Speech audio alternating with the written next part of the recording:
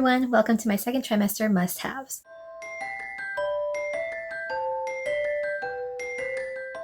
I just want to clarify that these must-haves aren't necessarily things that I suggest everyone should go out and get, but these were my must-haves to get through my second trimester. And this time around, I actually don't have everything here for me to show you, but I'll link everything down below. So number one for me was Pedialyte, or not necessarily Pedialyte, but an electrolyte drink that's exactly like it. So not just during my second trimester, but throughout my whole pregnancy, I've always been really dehydrated. And so Pedialyte helped me to keep my hydration levels okay. And it's not only for children, but it's definitely safe for baby. Number two is a prenatal workout plan. I think I mentioned in a previous video that I was following Glow Body PT's prenatal workout, and that was just because I found it really convenient that I was able to find a calendar for the workout. I can just look up the videos on YouTube. But generally, I think it is recommended by most doctors to do a pregnancy safe workout because it helps with weight management and it also might help with delivery later on. Third is a pregnancy pillow. The first time around, I tried the Leech Coast Nugo pillow, and that actually got too warm for me, so I ended up returning it. And so I checked on Amazon for other pillows with high reviews, high ratings, and so I got the Farmy Doc C-shaped pillow. And that one didn't actually get too warm for me. It's fine. I actually ended up putting more stuffing into the pillow because I thought it was too flat. But yeah, I also ended up getting an extra replacement cover because I wrote a review for them. Overall, I tend to move a lot when I sleep, and so I think C-shaped pillows might not be ideal for me because every time I switch sides, I have to move the pillow along with me. And so now I actually have worked it out so that I have a computer chair next to my bedside where I keep half the pillow off of the bed, and then I use the other half of the pillow in between my thighs so that I can keep my spine aligned so it's not uncomfortable for me. Number four is bio oil and moisturizer. So I know that during pregnancy, everyone's always worried about stretch marks. Some say it's genetic and some say it's not. People who say it's not, obviously it was their mom who had it and they didn't, or vice versa. For me, I've been switching off between bio oil, moisturizers, and tummy creams, and I don't want to specifically mention anything or recommend anything to anyone because things that work for some people might not work for other people. And so I think you should just try what you need to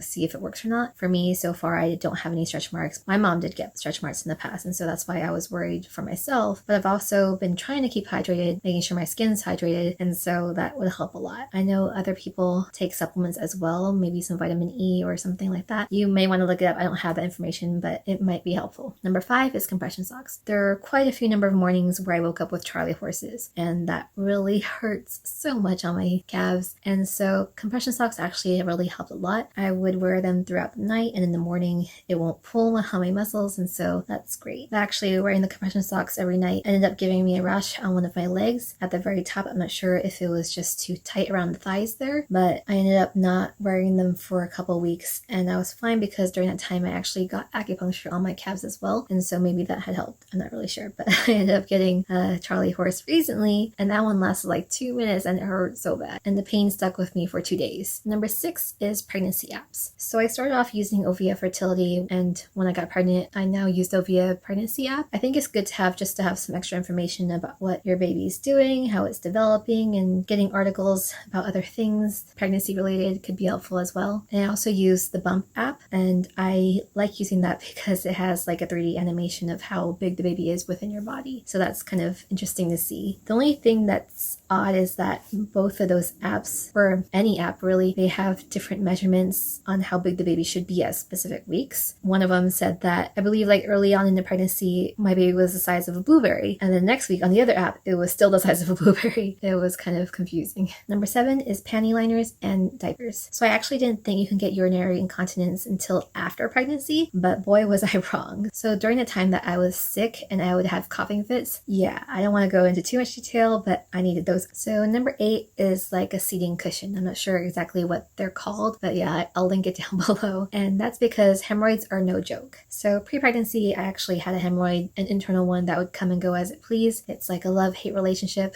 My doctor told me hemorrhoids never really go away. They're stuck with you for life. And especially during pregnancy, they're just there with you. And so right now I have an external one, which never shrinks or goes away. It's just there. Yep. So all you ladies who are on the same boat as me, let me know in the comments down below. Give me a thumbs up if you like this video, and hit the bell and subscribe to my channel right over here so that you can get notified of new content. And you also can click over here for my previous video. Bye.